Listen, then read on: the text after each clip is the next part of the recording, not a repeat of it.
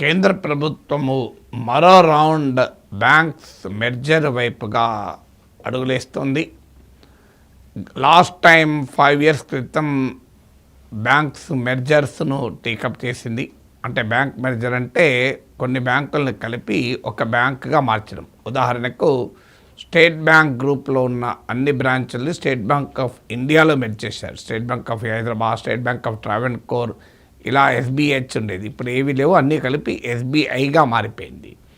ఇలా కొన్ని public sector బ్యాంకులను మెర్జ్ చేసి విలీనం చేసి ఒక బిగ్ బ్యాంక్ క్రియేట్ చేయడం అనేది ప్రభుత్వ విధానం.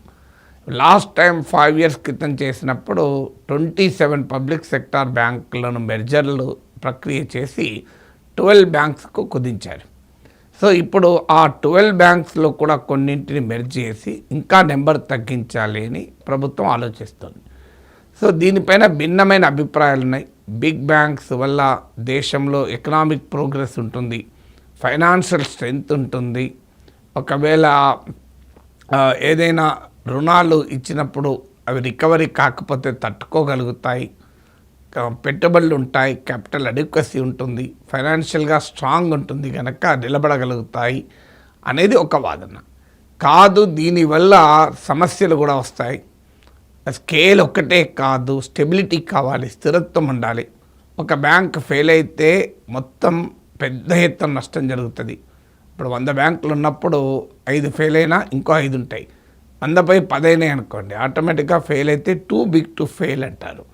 సో పెద్ద బ్యాంకులు ఫెయిల్ అయితే దాని దెబ్బ కూడా చాలా ఎక్కువగా తగిలే అవకాశం ఉంటుంది. దాంతోపాటు రీచ్ ఉండదు, గ్రామీణ ప్రాంతాలకు వివిధ రకాల అవసరాలకు తగినట్టుగా పరపతి సదుపాయం ఉండదు అనేటువంటి ఆందోళనలు కూడా వ్యక్తమవుతున్నాయి. సో ప్రభుత్వం ఎందుకు చేస్తుంది అంటే, ఇండియాలో ఇప్పటికీ మన banks, even including state Bank of India అయినా గ్లోబల్గా ఉన్న పెద్ద పెద్ద బ్యాంకులతో పోలిస్తే వీఆర్ స్టిల్ స్మాలర్. మీకు ప్రపంచంలో ఉన్న టాప్ 100 బ్యాంక్స్ని తీసుకుంటే, అత్యంత పెద్ద బ్యాంకులు 100 వాటిని తీసుకుంటే, in terms of the financial assets, అంటే వారి డిపాజిట్లు, లోన్లు, వారి అసెట్ బేస్ అంటారు దాన్ని, ఆ లెక్కన టాప్ 100 బ్యాంక్స్ తీసుకుంటే కేవలం 2 ఇండియన్ బ్యాంక్స్ టాప్ 100లో ఉన్నాయి. అది కూడా state Bank of India 43rd పొజిషన్లో ఉంటుంది. మీకు హెచ్డిఎఫ్సి 73rd పొజిషన్లో ఉంటుంది. ఇందుకు భిన్నంగా మీకు చైనాకు చెందినటువంటి బ్యాంకులు టాప్ 100 వరల్డ్లో ఉన్న టాప్ పెద్ద బ్యాంకుల్లో చైనా బ్యాంకులు 21 బ్యాంక్స్ ఉంటాయి. అందులో టాప్ 20లోనే 7 ఉంటాయి. మీకు ప్రపంచంలో అతిపెద్ద బ్యాంకులు 20 బ్యాంకులు తీస్తే అందులో 7 చైనీస్ బ్యాంక్స్. సో ఈ కంపారిజన్ చూస్తే మనకు అర్థమవుతుంది, still India needs a very big bank అన్న వాదన. సో మన బ్యాంకులు ఇప్పటికీ కూడా ఆ స్కేల్ పొందలేకపోయాయి అన్నది కేంద్ర ప్రభుత్వ వాదన. ప్రపంచంలో ఉన్న బిగ్ బ్యాంక్స్తో పోలిస్తే మన బ్యాంక్స్ ఏ స్థాయిలో అర్థం చేయడానికి కొన్ని కంపారిటివ్ స్టాటిస్టిక్స్ చెప్తాను. సహజంగా ఈ కంపారిజన్ లేకపోతే మన బ్యాంకులు కూడా చాలా పెద్దవి కదా అనిపిస్తుంది. స్టేట్ బ్యాంక్ ఆఫ్ ఇండియా ఎక్కడ చూసినా కనబడుతుంది, ఇది వెరీ బిగ్ బ్యాంక్. నిజంగా కూడా ఇండియన్ ఎకానమీలో చాలా కీలకమైన బ్యాంక్. ఇక హెచ్డిఎఫ్సి అయితే వాళ్ళకి 2 డబ్బులు ఉన్నాయి అర్థం కాదు. మనకు రోజు ఎవరెవరు ఫోన్ చేస్తాడు అప్పుడు లోన్ కావాలా అని, దాన్ని బట్టి అర్థమవుతుంది హెచ్డిఎఫ్సి దగ్గర ఎన్ని డబ్బులు ఉన్నాయనేది. కానీ let us make comparative statistics. ఇప్పుడు స్టేట్ బ్యాంక్ ఆఫ్ ఇండియాలో తీసుకుందాం. India's largest bank, public sector bank. మీకు హెచ్డిఎఫ్సి ఏమో ప్రైవేట్ బ్యాంకు. సో ఇండియన్ ఎకానమీకి ఒక సింబల్గా ఎస్బీఐని చూస్తాం. సో నేను ఇంతకుముందు చెప్పినట్టు వరల్డ్లో 43rd largest bank. State Bank of India total asset base, the financial resources SBI manage చేసేది $0.85 trillion, అంటే <1 trillion, $85,000 కోట్ల డాలర్లు. మీకు అదే industrial and commercial bank of China, ICBC, one of the largest Chinese banks, $6.7 trillion. 6.7 trillion అంటే $6,70,000 కోట్ల దాని asset base. అంటే ఎస్బీఐతో పోలిస్తే చైనాకు చెందిన industrial and commercial bank of China 8 times పెద్దది, 8 రెట్లు పెద్దది. ఎంత పెద్దదో ఆలోచించండి. మీకు let us also take the example of American banks. JP Morgan, chase అని మీరు ఉంటారు, బ్యాంక్ ఆఫ్ అమెరికా అని ఉంటారు. ఇవి పెద్ద బ్యాంకులు. ఇవి కూడా $3-4 trillion, అంటే నియర్లీ 5 times, మీకు 4 to 5 times than of the State Bank of India. So ఇండియాలో ఉన్న 12 పబ్లిక్ సెక్టర్ బ్యాంక్స్, నేను ఇంతకుముందు చెప్పాను 5 years క్రితం 27 ఉండే పబ్లిక్ సెక్టర్ బ్యాంక్స్. అందులో కొన్నిటిని మెర్జ్ చేసి సింగిల్ బ్యాంక్గా మార్చిన వాళ్ళు ఇప్పుడు 12 ఉన్నాయి. ఈ 12 పబ్లిక్ సెక్టర్ బ్యాంకులు కలిపిన టోటల్ అసెట్ బేస్ $1.95 trillion. అంటే still 1/4 of China's bank, 1/3 of American banks. చూడండి ఎంత డిఫరెన్స్ ఉందో. మనం హాఫ్ ద అమెరికన్ బ్యాంక్, అమెరికాలో బ్యాంక్ ఆఫ్ అమెరికా లేదు మీకు జేపీ మార్గాన్ చేస్తూ పోలిస్తే all the public sector bank put together కూడా 50% దాటము. చైనాతో పోలితే ఇంకా తక్కువ. అందువల్ల ఇండియాలో ఒక బిగ్ బ్యాంక్ కావాలి అన్నది ప్రభుత్వ వాదన. ఇక గవర్నమెంట్ ఇప్పుడు మళ్ళీ ఎందుకు మెర్జర్ చేపట్టింది, ఇది అప్రాప్రియేట్ టైం అని గవర్నమెంట్ ఫీల్ అవుతుంది. దానికి కారణం ఏంటంటే ఇప్పుడు పబ్లిక్ సెక్టర్ బ్యాంక్స్ పర్ఫార్మెన్స్ చాలా హెల్తీగా ఉంది. మీకు total profits of all the public sector bank, 12 public sector bank total profits 1.78 lakh crores, 1,78,000 కోట్ల రూపాయలు. సో మంచి హెల్తీ ప్రాఫిట్స్ ఉన్న సమయం ఇది. అలాగే ఇంకో పారామీటర్ చూద్దాం, గ్రాస్ నాన్ పర్ఫార్మింగ్ అసెట్స్, నిరర్థక ఆస్తులు అంటారు, అంటే మొండి బాకీలు. ఇది 2.6% మాత్రమే. కారణం ఏంటంటే కొంత రికవరీ చేశారు, కొంత ఇన్సాల్వెన్సీ బ్యాంక్రప్సీ కోడ్ పేరిట హెయిర్ కట్, అంటే 100 కోట్ల అప్పును 30 కోట్లు చెల్లించండి, అప్పు క్లోజ్ చేస్తామన్నారు. దాంతో బ్యాలెన్స్ షీట్స్ క్లీన్ అయ్యాయి. ఎందుకంటే ఇలా వసూలు కాని అప్పులు, రైట్ ఆఫ్ చేసిన అప్పులు, ఇలా హెయిర్ కట్ చేసిన అప్పులకు ప్రాఫిట్స్తో వాటిని కంపెన్సేట్ చేసి అయిపోతాయి. అందువల్లనే ప్రాఫిట్, లేకపోతే ఇంకా ఎక్కువ ఉంటాయి ప్రాఫిట్స్. సో ఇలా బ్యాలెన్స్ షీట్ క్లీన్గా ఉన్నటువంటి సమయం. మీకు ఎప్పుడైతే ప్రాఫిట్స్లో బ్యాంక్స్ ఉంటాయో, బ్యాలెన్స్ షీట్ చాలా హెల్తీ ఉంటాయో, అప్పుడు మెర్జర్ ప్రక్రియ చేపడితే ఆపరేషనల్గా ఈజీ ఉంటుంది, పొలిటికల్గా కూడా రిస్క్ ఉండదు గవర్నమెంట్కు.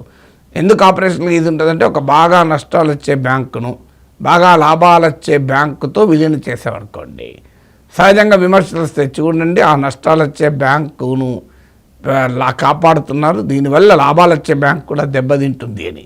ఒకసారి దెబ్బతినే ప్రమాదం కూడా ఉంటుంది, రాజకీయంగా కూడా విమర్శలు ఎదుర్కోవచ్చు. ఇప్పుడు పబ్లిక్ సెక్టర్ బ్యాంక్ ప్రాఫిట్లో ఉన్నాయి కనుక ఈ సమయంలో మెర్జర్ ప్రక్రియ మళ్ళీ మొదలు పెడితే తాము అనుకున్న లక్ష్యం నెరవేరుతుందన్నది కేంద్ర ప్రభుత్వ ఆలోచన. ఇక గతంలో కూడా మరి మెర్జర్ జరిగాయి కదా, అవి అనుకున్న ప్రయోజనాలు ఇచ్చాయా అనేది next question. Reserve bank of India తాజా ఫైనాన్షియల్ స్టెబిలిటీ రిపోర్ట్ ప్రకారం మనము ఫలితాలను కూడా చూద్దాం. 1997-2017 మధ్య కాలంలో జరిగినటువంటి మెర్జర్స్ పైన ఆర్బీఐ లేటెస్ట్ ఫైనాన్షియల్ స్టెబిలిటీ రిపోర్ట్లో డేటా ఇచ్చింది. ఈ డేటా ప్రకారము మీకు డిఫరెంట్ ఇండికేటర్స్ తీసుకున్నారనుకోండి, ఇప్పుడు ఆ రుణాలు ఎంత ఇచ్చారు, ఆ డిపాజిట్స్ ఎంత సేకరించారు, డిపాజిట్లకు రుణాలకు మధ్య ఉండేటువంటి రేషియో ఎంత, అంటే డిపాజిట్లను రుణాలుగా బ్యాంకులు మార్చుకోగలుగుతున్నాయా, ఇలాంటి ఇండికేటర్స్లో బెటర్ పర్ఫార్మెన్స్ వచ్చింది. అంటే ఫైనాన్షియల్ ఈ బ్యాంకుల మెర్జర్ వల్ల మీకు 70-80% కేసెస్లో బెటర్ రిజల్ట్స్ వచ్చాయి. అంటే మోర్ అసెట్స్ బిల్డ్ అయ్యాయి, క్రెడిట్ ఎక్కువ ఇవ్వగలిగారు, డిపాజిట్లు ఎక్కువ సేకరించగలిగారు. అలాగే మెజారిటీ బ్యాంకుల్లో operational expenses as a ratio of assets, అంటే ఆస్తులలో భాగంగా, ఆదాయాల్లో భాగంగా చూస్తే ఖర్చుల పాత్ర తగ్గింది. ఎందుకంటే ఆటోమేటిక్గా తగ్గుతుంది. బ్యాంకులు విలీనమైనప్పుడు ఏం చేస్తున్నారంటే బ్రాంచ్లు తగ్గిస్తున్నారు, స్టాఫ్ను తగ్గిస్తున్నారు, కనుక ఆటోమేటిక్గా ఆపరేటింగ్ ఎక్స్పెన్సెస్ తగ్గిపోతున్నాయి. సో కానీ మరి ప్రాఫిటబిలిటీ ఇంప్రూవ్ అయిందా అంటే 50% కేసెస్లో మాత్రమే ప్రాఫిటబిలిటీ ఇంప్రూవ్ అయింది. దీన్ని బట్టి ఏమర్థమవుతుంది, కేంద్రం చెప్తున్నట్లు బ్యాంకుల్ని మెర్జర్ చేస్తే ప్రాఫిటబిలిటీ పెరుగుతుంది, బ్యాంకు లాభాలు పెరుగుతాయన్నది అన్ని సందర్భాల్లో నిజం కాదు. మీకు బిగ్ బ్యాంకుల్లో లాభాలు పెరిగిన సందర్భాలు ఉన్నాయి, చిన్న బ్యాంకుల్లో కూడా లాభాలు పెరిగిన సందర్భాలు ఉన్నాయి. సో ప్రాఫిట్స్కు స్కేల్కు సంబంధం లేదు అనేది క్లియర్గా అర్థమైపోతుంది. సో కేంద్రం చెప్తున్నట్లు స్కేల్ పెద్ద బ్యాంక్ అయితే ఎక్కువ ప్రాఫిట్స్ ఉంటాయి అన్నది నిజం కాదు అని ఆర్బీఐ ఫైనాన్షియల్ స్టెబిలిటీ రిపోర్ట్ డేటానే చెప్తుంది. మీకు స్కేల్తో పాటు ప్రాఫిట్స్ పెరగవు అనేది నేను RBI financial stability report RBI నివేదికలు కోట్ చేస్తూనే చెప్పాను, బ్యాంక్ మెర్జర్లపైన ఆర్బీఐ స్టడీ ఆధారంగానే. అలాగే మీకు ఈ బ్యాంక్ మెర్జర్ వల్ల ఇంకో సమస్య ఏంటంటే కాన్సన్ట్రేషన్ పెరుగుతుంది, అంటే పెద్ద ఎత్తున కేంద్రీకరణ పెరుగుతుంది. ఇప్పుడు ఒక కుటుంబంలో 4 ఉద్యోగాలు చేస్తున్నారనుకోండి, చిన్న చిన్న ఉద్యోగాలైనా, ఆ కుటుంబము ఒకవేళ 4లో ఒకరికి ఉద్యోగం పోయినా ఆ కుటుంబం ఇబ్బంది పడదు. కానీ ఆ కుటుంబంలో ఒక్కరే పెద్ద ఉద్యోగం, మంచి ఉద్యోగం చేస్తున్నారు, ఆ ఒక్కరికి ఉద్యోగం పోతే స్టెబిలిటీ ఆ కుటుంబం వల్ల క్రైసిస్లో పడుతుంది. As simple as that. మీకు కాన్సన్ట్రేషన్ ఎప్పుడు కూడా వల్నరబిలిటీని తీసుకొస్తుంది. ఇప్పుడు భారతదేశంలో అంబానీ అదానీ దివాలా తీస్తే ఇండియన్ ఎకానమీ మొత్తం దివాలా తీస్తుంది. కానీ అలాంటి సూపర్ మార్కెట్లు వ్యాపారులు హైదరాబాద్లో ఉన్న వాళ్ళు 100 మంది దివాలా తీసినా ఇండియన్ ఎకానమీ ఏమీ కాదు. అంటే దీన్నే టూ బిగ్ టు ఫెయిల్ అంటారు. Adani is too big to fail, Ambani is too big to fail. Adani Ambani fail అయితే సరిపోతుంది, ఇండియన్ బిజినెస్ కొలాప్స్ అయిపోతుంది. So too big to fail. ఇప్పుడు మీరు చూస్తున్న ఎన్విడియా షేర్లు పడిపోతే అమెరికన్ స్టాక్ మార్కెట్ మొత్తం పడిపోతుంది. కారణం ఏంటంటే ఎన్విడియా ఇది too big to fail. So banking సిస్టంలో కూడా బిగ్ బ్యాంక్స్ క్రియేట్ అయితే వాటి టూ బిగ్ టు ఫెయిల్ పరిస్థితికి దారితీస్తుంది. మీకు ఇప్పుడు ప్రస్తుతము అలాంటి బిగ్ బ్యాంక్స్ను మీకు 3 బ్యాంక్స్నే వర్గీకరించింది RBI: state Bank of India, HDFC, ICICI.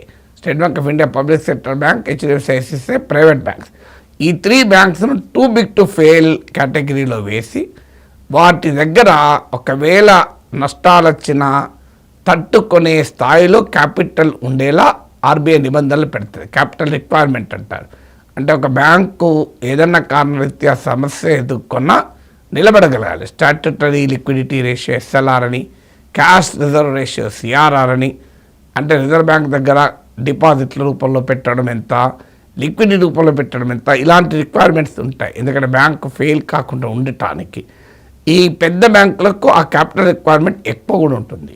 ఇప్పుడు కాన్సన్ట్రేషన్ అయితే ఇంకా బిగ్ మెర్జర్స్ అయితే ఏమైతాయండి, ఇప్పుడు 3 బ్యాంక్స్ ఇండియాలో టూ బిగ్ టు ఫెయిల్, రేపు అది ఇంకా ఎక్కువగా అవుతాయి.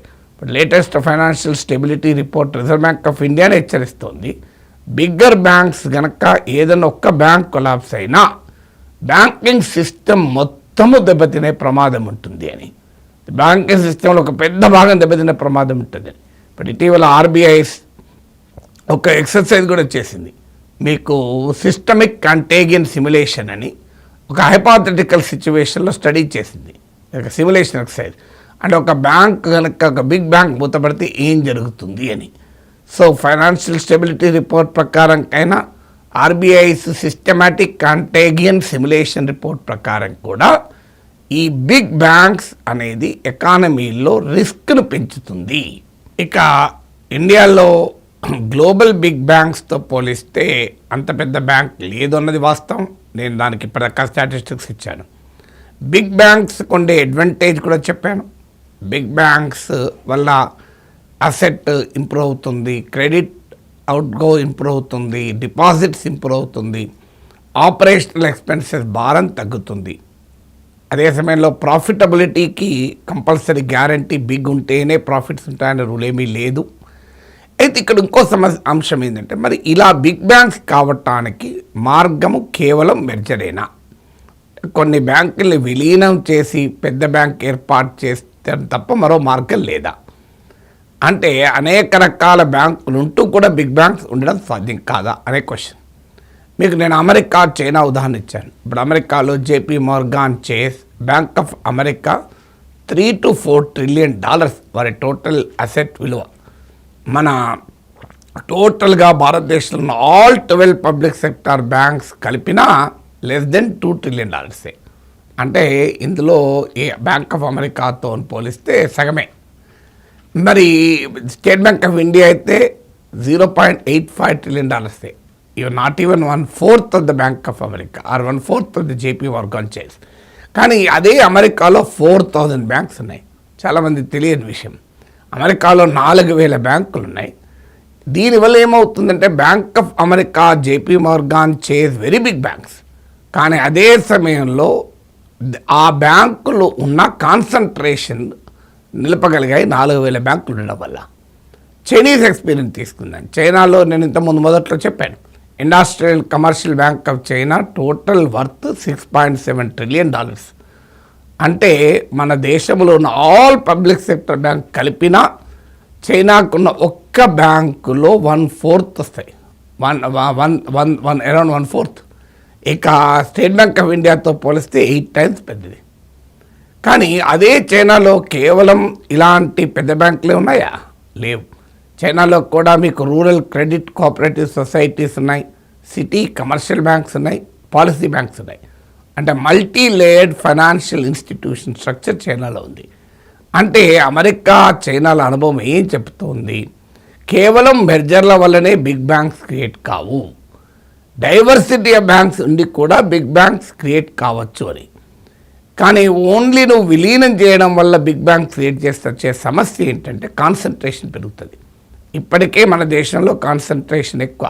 ఇప్పుడు భారతదేశంలో 135 కమర్షియల్ బ్యాంక్స్ ఉంటే ఇందులో టాప్ 3 బ్యాంక్స్ 41%. అంటే ఇప్పుడు మీకు మరింతగా విలీనాలు జరిగితే ఈ రేషియో పెరుగుతుంది. అంటే నియర్లీ 40% భారతదేశ బ్యాంకింగ్ రంగ ఆస్తుల్లో కేవలం 3 బ్యాంకుల చేతులు ఉన్నాయి. మిగతా 132 బ్యాంకుల చేతిలో 60% ఉంది. ఇంత హెవీలీ కాన్సన్ట్రేషన్ ఉన్నప్పుడు ఏమవుతుందంటే too big to fail syndrome వస్తుంది. అందుకే స్కేల్ వల్ల లాభాలు ఉండవచ్చు, కానీ స్కేల్ పెరగటానికి మెర్జర్ ఒకటే మార్గం కాదు అనేది ఇతర దేశాల అనుభవాలు కూడా చెప్తున్నాయి.